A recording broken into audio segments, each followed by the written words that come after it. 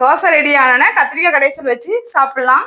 நல்லா கறிக்குழம்பு மாதிரி கறிக்குழம்பு சுவையில் கத்திரிக்காய் கடைசல்.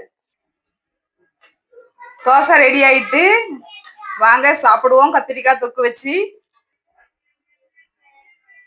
இங்க பாருங்க, நெய் தோசை கத்திரிக்காய் தொக்கு பார்க்கவே கறிக்குழம்பு மாதிரி இருக்கிறது.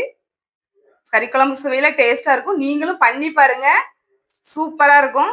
சாப்பிட்டு பாருங்க. சிவா, கத்திரிக்காய் தொக்கு எப்படி இருக்கு? நல்லா இருக்குமா? இன்னொரு தோசை சரியா முருவலா? ஃப்ரெண்ட்ஸ், கத்திரிக்காய் தொக்கு சூப்பரா இருக்கு. உங்க வீட்லயும் இதே மாதிரி பண்ணி பாருங்க.